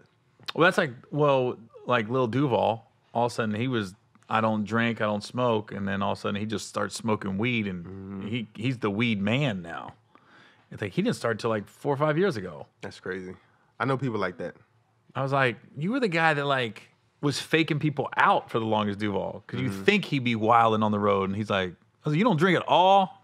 He would just be like, it's like this. Then all of a sudden, he's just high all day. I thought he was faking it. I thought he was just like playing a sketch. He's really smoking now, all the time. Man, it's the company you keep. All it takes is for somebody to finally get you to do it. Peer pressure lasts forever, man. You finally get you to do it. Kev got me to start drinking because it was just like, yo, it'd be a bet. Or we have a good show tonight and you got to take a shot. Come on, man, chill. And finally, I just took a shot one day. And then after you take the shot, for me, it was like, I wonder how much it's going to take for me to feel something because I didn't feel shit off of one shot. Then I took 2 shots and I still didn't feel nothing. I said, all right, 3 must be my number. And then one night I got to that 3rd one and I was like, okay. But for me, the reason why I like to drink because the confidence. When you got that buzz, you know what I'm saying? Just give you a different level of confidence. Can you drink before you go up? I drink while I'm performing. Oh, I can't. See, you're different than me. I like to think I'm in the right frame of mind. I can only drink after I'm off. I don't get there. It's just like it's almost like it's almost part of my joke now. Like with a punchline, I'll take a sip of a drink. It's kind of sometimes just to make sure that I don't need it, like it's not a crutch, I'll go on stage without it. Like I actually have this conversation like, let me go on stage with some water or let me go on stage with nothing just to make sure I'm not dependent on this shit. What are you drinking? Usually I'll do like either vodka or tequila with a Red Bull. Any particular vodka? I prefer Kettle. I like Ciroc. I like Kettle. I like Tito's, and that's pretty much it. If I do a flavor of vodka, it got to be Ciroc. But if I do plain, then like Kettle and Red Bull is my go-to, and then tequila I like Casamigos Reposado and Red Bull. That's my shit. You ever had Casa Dragos? Nah, it's pretty good. Casa Dragos. It's so many. It's more tequilas than any other type of liquor. Yeah, that one's pretty good. Is it like a top shelf? Is it expensive? I got some for my birthday. And then when I did Chappelle's summer camp, they busted out a bottle, and I go, "Oh shit, I got that!" I got way too excited. I go, "I got that for my fucking birthday!" And I go, "Oh shit, sorry, no one else is excited for me." That's another person that didn't drink or smoke, I think. I mean, he smoked cigarettes, but he didn't drink or smoke weed. Dave? Yeah. Didn't he say it on the special? Because I didn't until all you motherfuckers said I was crazy. Maybe start drinking. What's the deal? Okay, so I had Aries Spears on a couple months ago. Okay. What was the deal with you two? Because I asked Aries, and I go, he said something about, I said, well, Na'im is going to defend Kevin. I said, he better defend Kevin. I said, because if my guys that work with me don't defend me, we got a problem. Right. So I was like, and Aries, he even said, he goes, yeah. I said, what'd you want him to say? Of course Na'im's going to defend Kevin. You know, what was that all about? I mean, basically that. He said something about, he tried to discredit Kev's legacy and his worth as a comic because he said that he had writers. And the accusation was that he has a whole bunch of writers in the back of the room with a laptop. And the truth of the matter is, Kevin creates his own material. He has two guys, Harry and Joey, who may record. Well, Quan is recording it, but they listen to his set, and they may give him a tag like all comedians do to each other, or it may be something where he talks. They have powwows after he gets off stage, and they're just like, "Yeah, you should try this," or "Here, this is good." But it's very seldom that a complete bit is coming from one of them. Right. That hasn't happened in years. So it's one of those things where I didn't like that. It's like, bro, why you even care? Just worry about your shit. Worry about, if you think that's what's working for him, then you do it. It was just like, why do you even care? So, and when I did the video, I didn't even really come at him like that. And then it was another thing about Richard Pryor having writers, and then Eddie Murphy having writers. And I did my due diligence before I even said something about it, because when you look at Raw in the credits, it says Robert Townsend and Keenan Ivory Wayans. So I reached out to Robert Townsend, and I asked him, did they actually write? And he said it was more so Keenan, and Keenan didn't even add that much, but there's a little bit that came from Keenan. And then he said with him, it was just like, just watching and giving each other tags, just having a powwow like comedians do. But he said for the most part, it was Eddie. I'm like, okay, it's the same thing with Kevin. But he tried to attack me, he brought up something about how Kevin hasn't put me in anything, and I don't remember everything he said, but when he first said it, I was like, the instant reaction is to fire back. And, all my friends were like, man, just ignore that shit. And I was like, okay, I'll ignore it. And then if we see each other, then, if he want to have some words, then we can have some words. But I wasn't about to go back and forth with this debate, He was like, what's the dude's name? Na'im Lynn. Like, you don't know me, but you know my whole name. Like, dude, you know who I am. You know who the fuck I am. But I mean, Aries Spears has even said himself that he's missed out on opportunities because of his personality. And he blames it on New York and, the way he does. And he's a guy that had early success and could have continued to have success, but you ruined your relationships. So now you're doing these interviews and you're attacking the people that are successful right now. Like, other comedians have attacked Kevin. And I'm just like, why? Why are we doing that? I brought it up when I had him on, and I've had other comics on. I brought it up, and I go, the thing about it is, I said, sometimes Aries, sometimes you fall for the bait too. You'll do Sway or you do Breakfast Club. I always do it like in a joke. Like, what do you think of him? I go, I'm just the funniest. So what do you want me to say? Right. Where Aries, he comes across like serious and aggressive, and I go, you're taking the bait, man. I go, we all can say whatever we want about comics. I go, but don't do it in front of the camera. I go, because you never know when your name's coming up behind closed doors. Right. I go, and you don't want to ruin an opportunity. And they're like, oh, he's thinking about you for this project. Well, he just talked shit about you. And then you're gone. And even though Kevin is one of those people that could not only, he can prevent you from doing his shit, he can prevent you from doing other people's shit. He's not that guy, thank God. But there's people that are bitter like that could really do it. Bill Cosby? Oh, I'm sorry. Exactly. Exactly. But, it's in the black community, we have this thing where we just talk about how black people always want to tear down each other, and we say white comics don't do that shit. So it's like, why are you? This dude is self-made. This dude worked his ass off to get to where he is. Regardless if you think he's funny or not, he earned this shit. Mm-hmm. He earned it. He hit at the right time, the social media time. He took advantage of it, and he's just delivered time after time. The people that don't like his latest work on the stand-up, it doesn't matter because he's a movie star, so it's still going to be other people giving him a chance.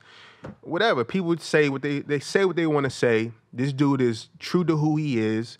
He talks about things that he can relate to at this point in his life. And as a comedian, we can only talk about what we're going through. Mm-hmm. So with his last special, I've told him to his face, I said, yo, you fucked up by calling it Zero Fucks Given, because you created this idea to the fans. You put the shit up here by saying Zero Fucks Given. So people are expecting this edgier version of you, and you to say things maybe like, remember like Jamie Foxx did I Might Need Security? Mm-hmm. And then that special delivered something shit that said, oh, that he might need security after this shit. Yeah. He talking about everybody. Yeah. And that's not what he presented in his special. So if you would have called it something else, then it wouldn't have got the negative reviews that it got. It was just like, oh, it was funny, or, you know. Chilling in the living room? Exactly.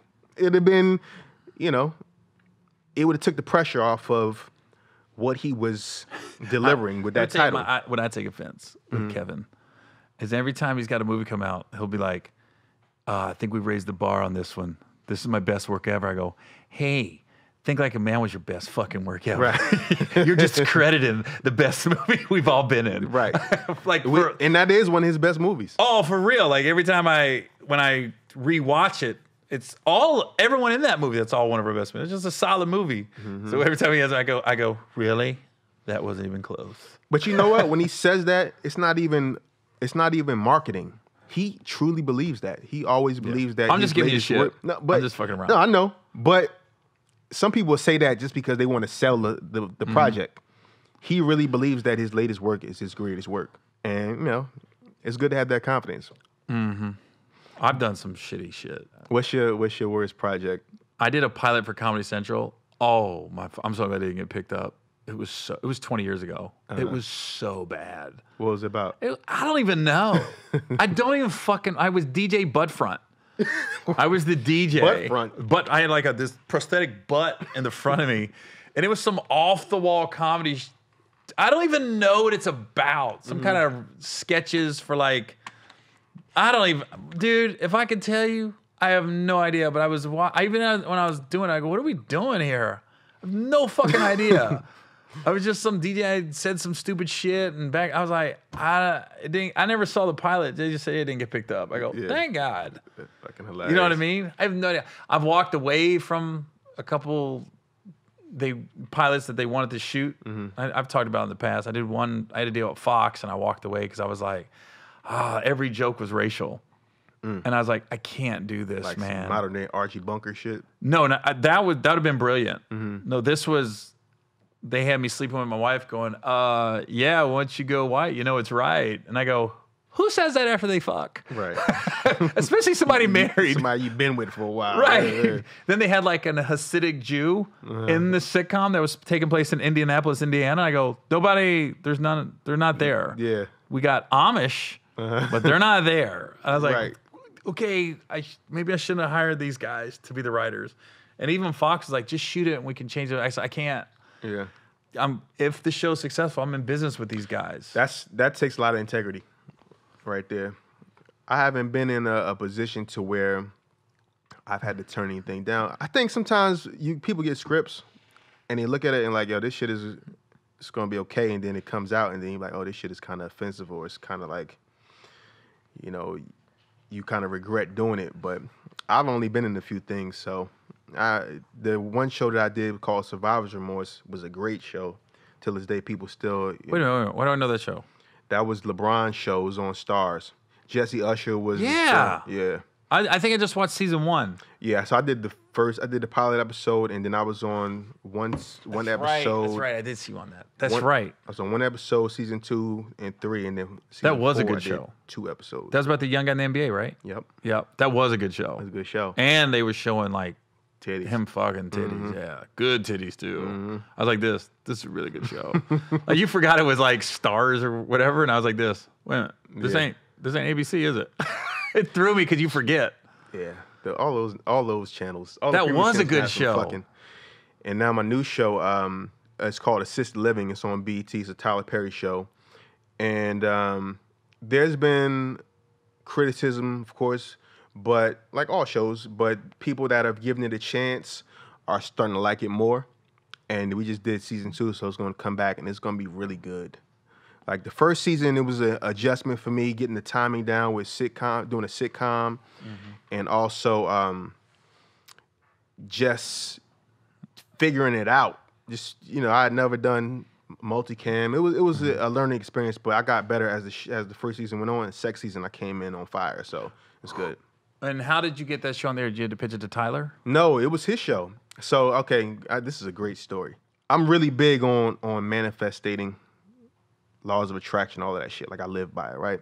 So Tyler Perry saw me perform in Atlanta with Kevin in 2018. And I'm friends with one of the girls who works with him. And so she's like, oh man, Tyler thought you were hilarious. You were great, yada, yada, yada. I'm like, oh, that's cool. I said, yeah, tell him to put me on, like discover me. And like, I'm dead serious, right? So she sends him a message and she screenshots his response. He just laughed. And I was like, I'm serious.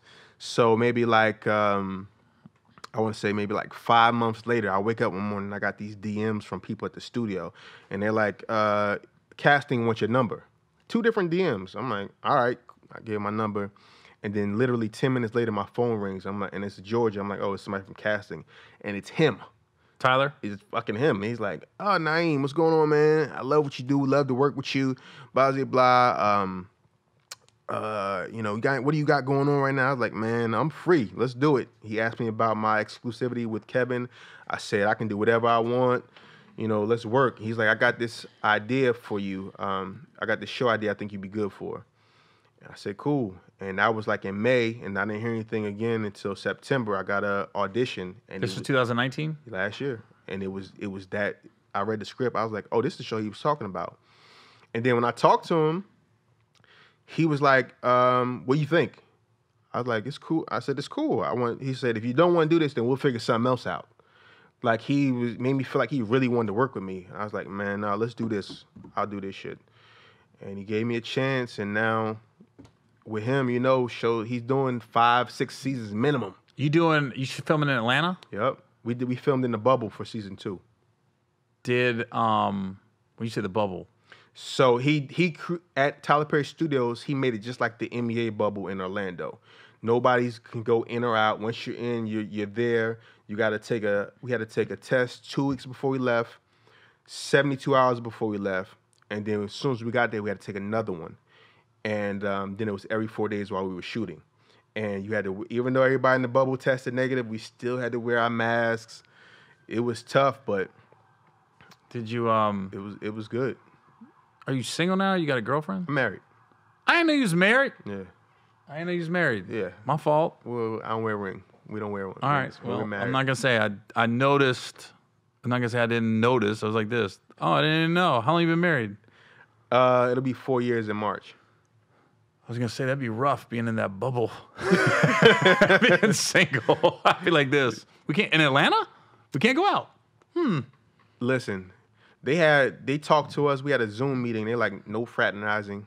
This isn't the time to meet somebody. If you're single, none of that shit. So even if you were single in the book, and it's, of course, there's some decent looking people working there. It's high and by. That's why when the NBA bubble was happening, they tried to get a hoe up in there. Not only that, but everybody's like, man, I was cracking up at how the media was like, these guys they're leaving their families and their wives. I go, let me tell you something. The motherfuckers with the wives are like, oh. Right. It's those single motherfuckers like, God damn, where my house at? I go, the married guy, like Chris Paul is good. Yeah. He's in his 30s. He's like, all right, I'm focused. I know what I need to do in this bubble. I'm good. They need a break from their wife anyway. Man, I'm like this. The single guys, they're like this. Oh, fuck. Did somebody get kicked out? Couple people. Listen, if one person got caught, that means 30 didn't. I'm like this. Come on now. We ain't stupid. All right, I asked this to all my guests. If you could work with Na'im Lynn, they come to you, this is your movie, and you haven't worked with this person. Is there one person to be your co-star? Who would it be? It depends on, you got to specify. We're talking comedy, action, drama. It's your movie. My movie. I would like to do a thriller, right? I would want Sam Jackson in it. That's a good choice. I think Will Smith and Denzel's been the most popular. But are you the first person to say Samuel? He's Sam Jackson, hands down. Would you be? I heard he's so cool. Like I had Tone Bell on last week. I don't know if you watched it. You might have run into him on the way in, but but he was saying he had to test he had to test with Samuel for something, and he said he went in there and Samuel first was like, that was gonna be like a normal read, but Tone was really in character. He goes, right. Oh, this motherfucker trying to work. Sam like buttoned up his shirt and shit. Okay, young man, you trying to work, trying to get this job. I always say like someone like Denzel or like Daniel Day-Lewis. I said I would be so fucking nervous the first day on set. Like, I would hope it's a small scene. I would be a sponge, man. I don't think I would be nervous. I think acting is kind of like it's one of those things where you're better depending on who you're acting with. You know, you want to step your level up, and I just would be I probably would be a little bit nervous, but I think I would be more like just watching every move, just really be a sponge. You ever met Sam Jackson? I have, but he probably wouldn't know. I met him like 3-4 times. Did you have like a real conversation, or just like? I didn't want to intrude. Oh, you know, I was on the road with Epps for a long time. Yeah. And we was in New Orleans, and Samuel came to the show, and I felt like a dick because I did not know he was in Mike's dressing room. And so I walked in like that dude, like I had nothing to say, but just I was saying later to Mike. Like show's over, and I was just I knocked, and Mike goes, yeah. I go, hey, what's up, man? He goes, I'll see you tomorrow. And I looked over, I go, oh, how you doing? And I was like, oh fuck. And I left the room going, I look like that guy. Yeah. Like I just wanted to see Samuel, and I was like, that's not what I wanted. I didn't even know he was in the fucking dressing room. Then I met him once, like in 98. He was doing what was the one, Negotiator. Okay.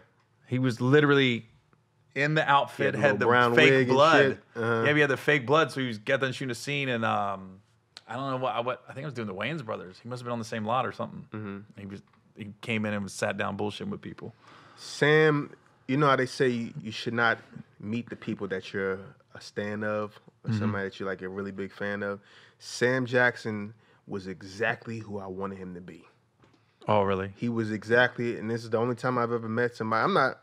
I'm fans of people, and I can meet somebody and not even say shit or not act like I'm that big of a fan just because I don't want to make shit weird. But we were in the right situation. Like we were backstage. This is when Kev was filming this special in London, and Sam was there, and we were backstage, and we just got a conversation going, and he was exactly how you think he would be. He was super cool. You know, he's telling me about when he did drugs and shit, and I was like, I want to work with this dude. Matter of fact, I want him to be my uncle. Yeah. But yeah, he was that cool. Wow. That's always dope when you hear stories like that. Yeah. Yeah. In London. Yeah. It's funny you say you're in London and he showed up at the show. I was telling somebody, I was in Atlanta at the Atlanta Comedy Theater, and Chappelle came in a couple months after I was there, and it was just for what? To perform? Yeah, he was getting ready for SNL. Oh, okay. He came and did a weekend, getting ready to work on his monologue, I guess. But it was funny because when Chappelle came to town, like all of a sudden on T.I.'s social media, T.I. came to the show, and Killer Mike came to the show, and 2 Chainz came to the show, and I think the goddamn Keisha Bottoms came to the show. Damn. I go, I have B.O.B., came to mind. But it's funny, like, you'll reach out to people like, yo, like T.I.'s Clay came. But not T.I., like, you know, Clay. Right. Clay came. Yeah. And then he was like, yeah, Tip was going to come. And something That's happened. what they always say, too. Yeah, he wasn't. You didn't even tell that motherfucker. I was like, yeah, no, he wasn't. I don't care. But even Duval came out to see Chappelle and everything. And it was just funny. I go, wow, none of this, they didn't make it to mine. It's weird. That's an event. Yeah. You know? That's why you said Samuel's in London. It's like when you're on the road like that, it's a freaking event. Mm-hmm. Everybody just shows up. You never know who. What's the most random person you saw backstage being on tour like that? Like you wouldn't expect them to be there. I felt like I might have seen like Michael Phelps or some shit, man. Well, probably in Baltimore. Yeah. Yep. I think it was Baltimore. Michael Phelps. Chiwetel Ejiofor. You know what that is? Oh, the guy in all the movies? Yeah. Yeah. What city was he in? I think we were in Dublin. 12 Years a Slave guy, right? Yeah. Him, random. There's been a lot of random people, but I think Michael Phelps was probably just what came to mind. I can't really think, but nobody gets more random than Chappelle. The people that come to his shit, I'm like, what the fuck? Fucking prince or a queen or some shit. Yeah. Like, what was the one I just saw? He's in Austin at Stubbs, and the Undertaker was there.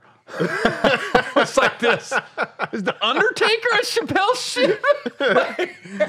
Or maybe because Joe Rogan was there. Okay. I didn't think about that. Yeah, that would feed into Joe Rogan's audience. I was like, the Undertaker is at Stubbs in Austin? All right, man. I don't want to hold you up. Any tour dates? Anything else you want to pump? Assisted living, is it? When's it coming back? We have a few episodes left of this season. It comes on 8:30 on Wednesday night, and I don't know how long it's gonna take before the second season comes out. They might go right into that shit, to be honest. We'll see. But yeah, every Wednesday, 8:30 p.m. on BT. It's called Tyler Perry's Assisted Living, and you can watch shit on demand too. And then what days is Straight from the Heart on? Straight from the Heart is every Tuesday and Thursday on Sirius XM 96. It's 7 p.m. Eastern Time, 4 p.m. Pacific Time. Is that live? You guys go live? No, it's not. Most of the time, no. 90% of the time, no. Because of COVID, we've been doing it on Zoom. Got it. But sometimes we go live every once in a while. All right. Well, I appreciate you coming on, and I'm sorry I didn't call you back. My fault. Fucking call me on the fucking bit. All right, good, man. Who wins if Triple G and Canelo fight again? The same person that won the first two fights, Triple G. I thought he won too. I definitely won that first one.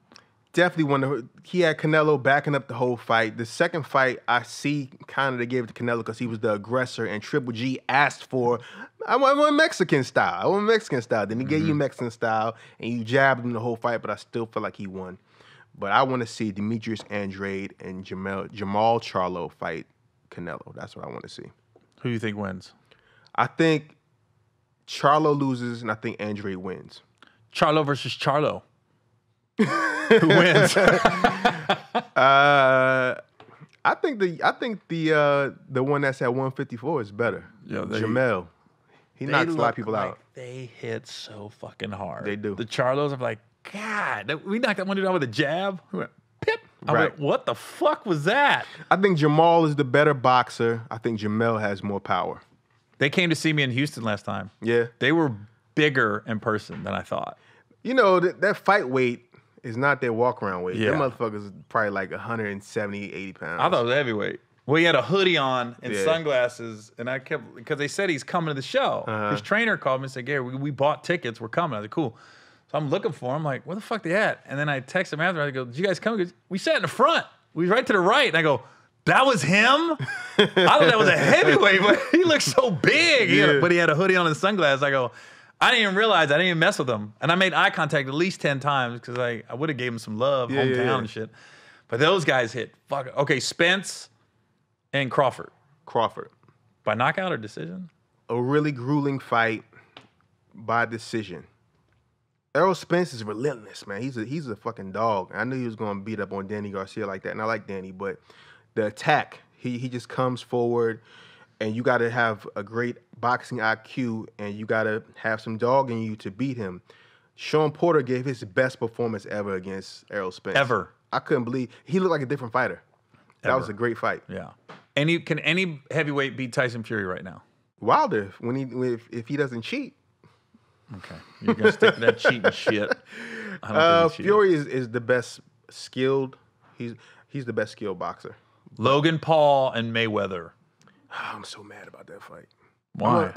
These are the most influential people in my life, or have been in my life. Muhammad Ali, Floyd Mayweather, Shaquille O'Neal, and it used to be R. Kelly before. Not before, just before you knew. Before I knew.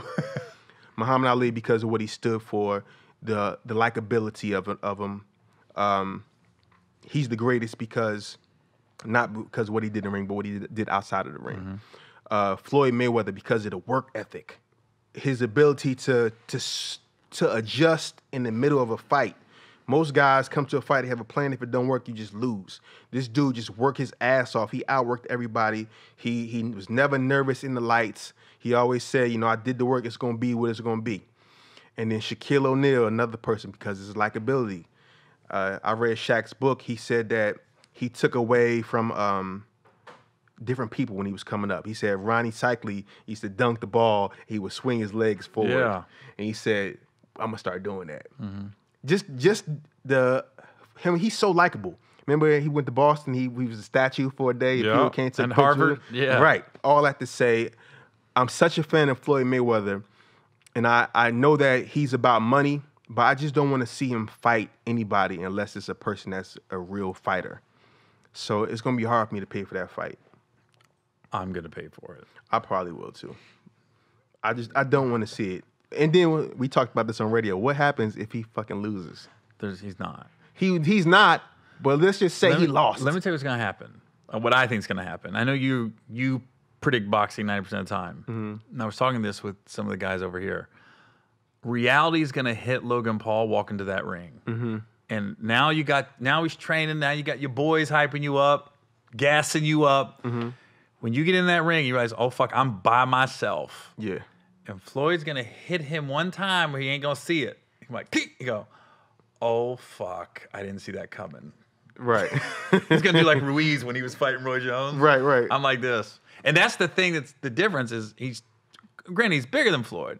Big as shit. Floyd, like you said, is going to be so relaxed. It's going to be like he's at a backyard playing dominoes in that fight. All right, let me see how strong you are. Little pause. I'm like this, and then like he's gonna let it go a few rounds just for the entertainment purpose, and then. But we know he's gonna win 1,000%. But let's just say that Paul just threw some lucky punch and knocked him out. Does that kill Floyd Mayweather's legacy?